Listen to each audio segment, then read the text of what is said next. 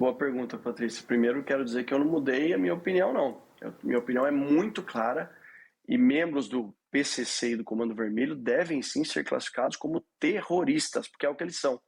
É inadmissível, e com todo respeito aos juristas ou especialistas, ou que se dizem especialistas em segurança pública, podem ser estudiosos, mas eu estou falando de quem viveu lá na ponta da linha o combate ao crime organizado. Nós vivemos num país em que cerca de 19% da população moram e vivem em áreas dominadas, territórios dominados por organizações criminosas. Estou falando de áreas onde um membro do Comando Vermelho, por exemplo, no Rio de Janeiro, ele chega para uma menina de 15, 16 anos e fala que ele, como traficante, membro dessa organização criminosa, ele quer namorar aquela menina, e se essa menina não aceita, ela é morta, o pai é morto, eles são expulsos de casa ou fogem de casa para que nenhum membro da sua família seja executado.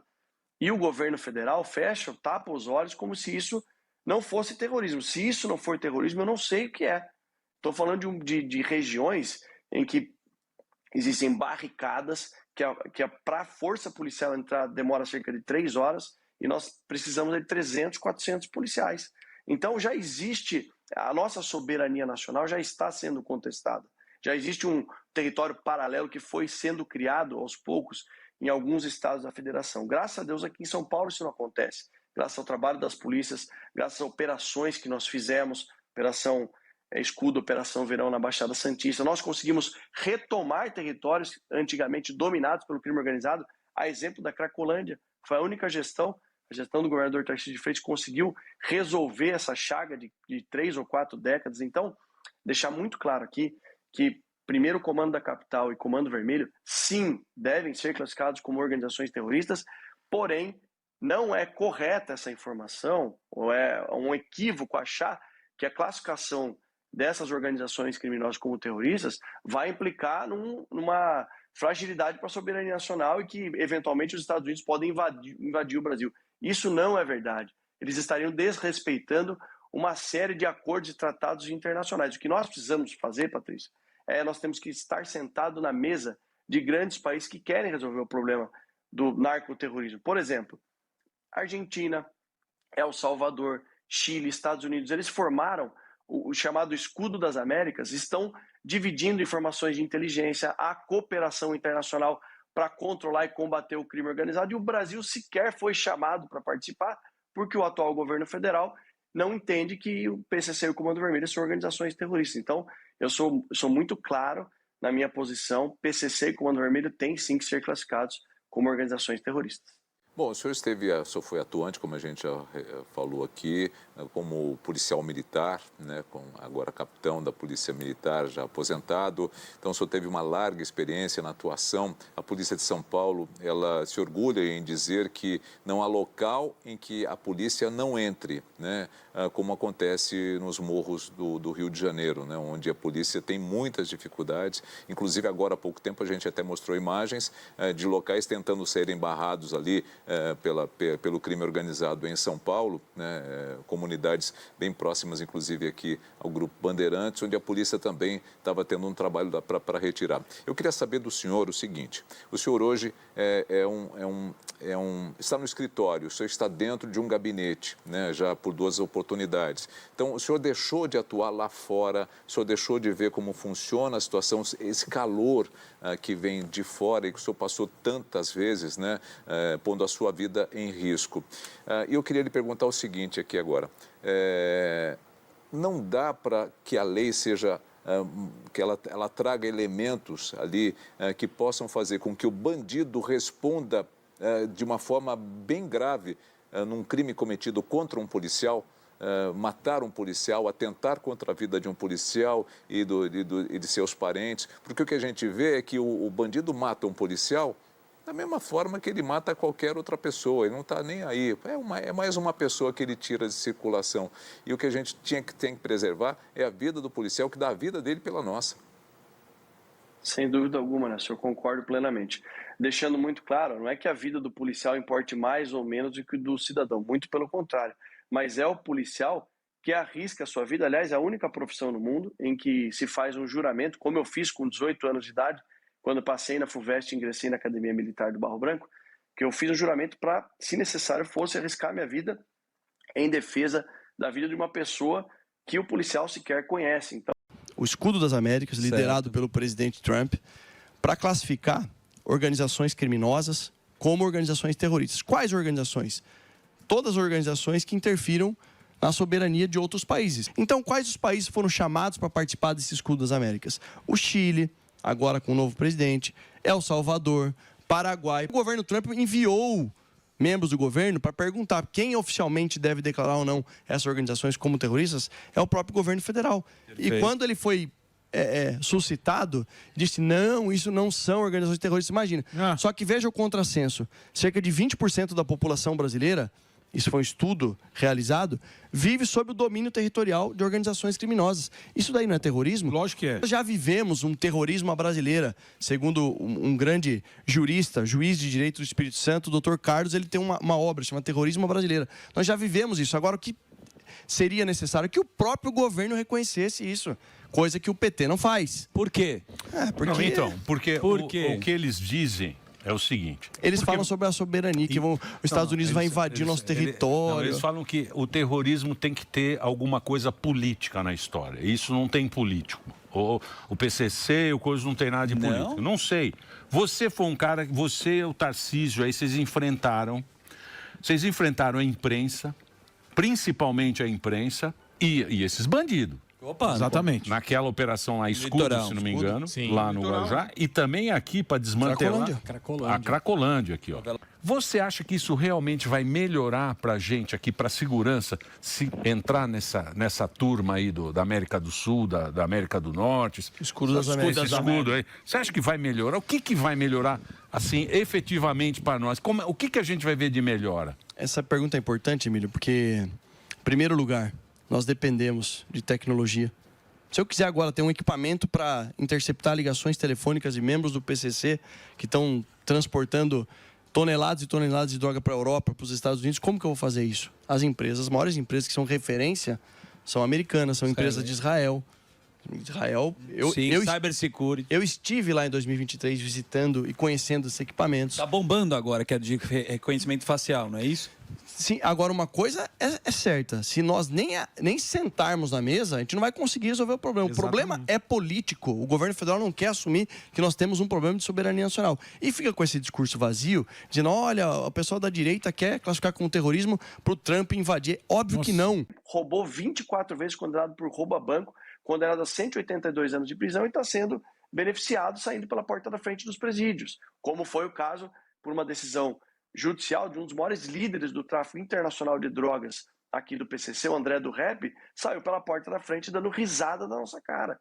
Então o que precisa ser feito no nosso país é promover uma reforma legislativa robusta para, de forma assim, resumida, criminoso que cometeu qualquer tipo de crime, seja o crime mais leve ou o crime mais grave, cometeu um crime tem que pagar uma pena proporcional e adequada pelo crime que ele cometeu. Agora, o senhor deputado esteve de forma muito intensiva trabalhando ali junto ao PL da antifacção, com alguns questionamentos de mudanças de entendimento, alguns pontos que foram desidratados, outros que foram acusados pelo governo de que teriam sido mal geridos para a conclusão desse projeto. O que ficou de fora? O que dá para melhorar? Se hoje os estados ainda têm muita dificuldade em conter o crime, as facções, e um dos principais pontos é a integração nacional, a questão dos recursos da Polícia Federal. Como que isso será preservado, já que há, inclusive, a crítica de que houve ali um desenho que enfraqueceria fundos da Polícia Federal para a preservação de fronteiras, para a interconexão entre os estados e, mais do que isso não prejudique a soberania das polícias estaduais? Não, essa pergunta é maravilhosa porque não passa de uma fake news feita durante o processo legislativo. Então, a esquerda ela ficou muito atrelada a me atacar politicamente, porque eu sou um parlamentar de direita e, à época, ocupava o cargo de secretário de Estado de Segurança Pública do governador Tarcísio de Freitas. Então, eles não aceitaram politicamente a escolha do presidente da Câmara dos Deputados em me designar como relator, porque isso geraria um fato político, em tese, positivo para a direita, e passaram a me atacar com fake news como essa, por exemplo, dizendo que eu estava retirando fundos da Polícia Federal. Isso é mentira, que eu estava alterando a missão constitucional ou estava desidratando, enfraquecendo a atuação da Polícia Federal. Mentira, porque a Polícia Federal ela tem a sua previsão constitucional, artigo 109 da Constituição, ou seja, por projeto de lei eu jamais poderia alterar a forma de atuação da Polícia Federal. Quando, na verdade, o que nós apresentamos foi um texto completamente diferente daquele texto fraco que veio do Ministério da Justiça e Segurança Pública.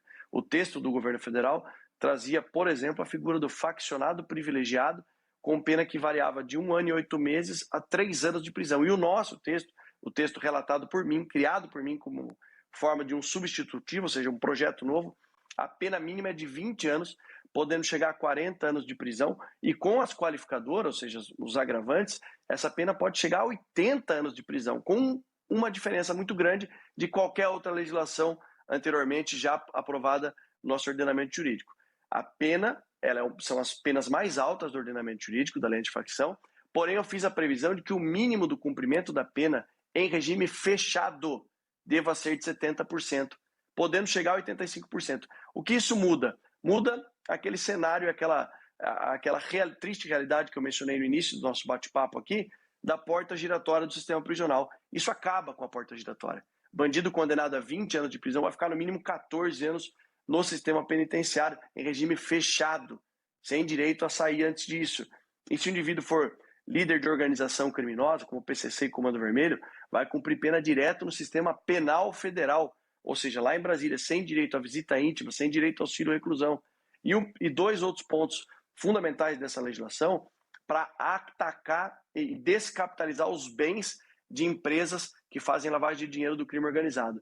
Então é para asfixiar financeiramente, porque não é só combatendo e colocando os líderes das organizações que a gente vai conseguir bons resultados a médio e longo prazo no Brasil. É asfixiar financeiramente. E de que forma nós fizemos isso na lei antifacção? Primeiro, com uma ação civil do Ministério Público. Aliás, foi sugestão dos Ministérios Públicos do Brasil, porque eu dialoguei com todos eles, com o Conselho Nacional dos Procuradores de Justiça. Ação civil, imprescritível e independente, de perdimento de bens. O que isso significa?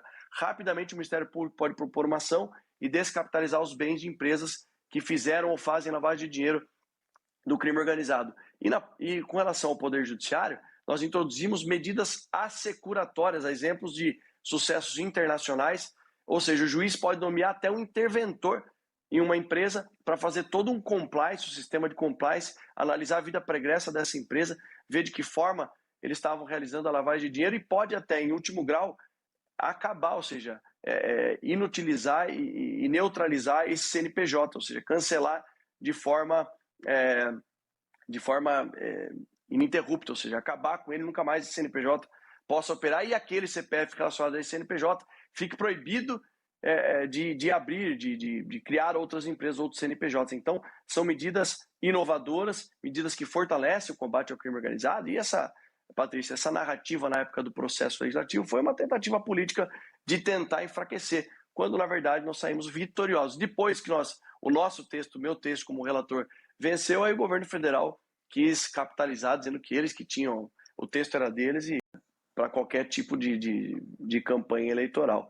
É óbvio que eu não vou mudar, eu sou conservador, sou cristão, católico praticante, eu sou um deputado de direita, sou ligado, obviamente, ao governador Tarcísio de Freitas, do qual fui secretário de Segurança Pública por 3 anos e fui vice-líder do governo do presidente Jair Bolsonaro, ou seja, eu sou um parlamentar de direita, então jamais eu iria querer me colocar aqui como, eu sou um político de centro, eu tenho posição, sou de direita, porém, a pauta principal, minha bandeira principal, que deixa até de ser uma bandeira, é um ideal de vida que eu carrego, que é a melhoria da segurança pública para a população brasileira, é uma pauta que ela é suprapartidária. Ela não é de direita, ela não é de esquerda, ela não é de centro, é uma pauta que aflige qualquer cidadão brasileiro. Então, acho que o eleitor de centro, claro, aquele que tem as suas raízes aí já mais convictos na esquerda, dificilmente eu terei voto desse eleitor. Mas o eleitor de centro, que vai atrair a votação desse eleitor, é justamente o meu pragmatismo na área da segurança pública, as minhas entregas ao longo desses anos de vida pública, seja como policial, seja como deputado ou como secretário, sem dúvida alguma, sem deixar de lado a minha postura de um parlamentar de direita, conservador, mas o público de centro que votará, o que provavelmente votará em mim nas eleições, é por conta do tema segurança pública, que é o principal problema e preocupação do povo brasileiro. Deputado, a gente vai pedir aqui licença ao senhor, né? Ou a forma talvez correta de chamá-lo seria deputado, mas para fazer aqui uma equivalência a todos os outros pré-candidatos que nós vamos apresentar aqui, eu vou chamá-lo como pré-candidato, se assim o senhor me permitir. Pré-candidato claro. Guilherme Derrite, o senhor esteve à frente da Secretaria de Segurança Pública do Estado de São Paulo e um dos grandes temas que hoje, de certa forma, até prejudicam as pesquisas de intenção de voto e também de aprovação do presidente Lula é exatamente a segurança pública. O senhor, à frente da Secretaria de Segurança Pública, teve lá os seus êxitos, mas, de qualquer forma, a situação ainda é preocupante, que envolve o cidadão que está lá na rua, que a gente fala assim, mas o crime caiu 10%. Mas o que a gente vê é exatamente o crime acontecendo ainda. As pessoas ainda teve esse final de semana o irmão de um policial que foi executado ali na frente. Ele tentava ajudar o irmão a se livrar de 2 bandidos em uma moto. Ou seja, são crimes que cada vez mais vão se avolumando e por mais que a polícia seja ali exitosa no combate, ela não consegue estar em todos os lugares ao mesmo tempo. Então, como secretário, o senhor conseguiu, mas não conseguiu, de certa forma, reduzir muito. O senhor, como senador, conseguirá chegar até onde? Essa pergunta é excelente, Nelson, porque o grande problema da falta de segurança pública no nosso país é justamente a legislação. Eu tinha uma noção quando eu estava na ponta da linha, trabalhando na rota como policial militar, depois do Corpo de Bombeiros. Como legislador, nós conseguimos aprovar projetos importantes que viraram leis, a exemplo do fim da saída temporária de presos e da lei antifacção. E como secretário, eu tive a experiência de ver que o principal problema da segurança pública é a fragilidade da legislação. Uma lei fraca que faz com que os criminosos no Brasil todo, mas falando do caso de São Paulo, pratiquem a reincidência criminal, que chega em alguns estados a beirar 70% de reincidência criminal, faz com que os presídios eles tenham verdadeiras portas giratórias, onde o preso ele sai da cadeia e rapidamente ele volta para o sistema prisional, e quem sofre é quem está na ponta da linha, a população. Por isso, que é o que mais me motiva a estar no Senado Federal, é justamente resolver o principal problema da segurança pública, que é a reforma das leis do nosso país. Eu vou citar um exemplo aqui, poderia citar milhares. Um criminoso condenado a 182 anos de prisão, saiu agora no feriado, de 21 de abril, em Ribeirão Preto, foi preso pelo BAEP, o Batalhão de Ações Especiais da Polícia Militar, foi beneficiado porque saiu pela porta da frente dos presídios e esse criminoso foi preso e condenado 24 vezes por roubo a banco. Então, nenhum país do mundo existe uma legislação tão benevolente para os criminosos. Então, sem dúvida alguma, acho que o principal mote de eu buscar essa cadeira no Senado, essa posição tão relevante para o Brasil e para o Estado de São Paulo, é que eu sei o que precisa ser feito para melhorar a segurança pública, que é a reforma da legislação, e quem é o protagonista disso é o Congresso Nacional. Pré-candidato, em meio a isso, a gente sabe da importância das facções criminosas para o aumento da violência e há uma grande preocupação em tentar asfixiar justamente as facções criminosas. O senhor já chegou a defender que as facções criminosas sejam tratadas como organizações terroristas.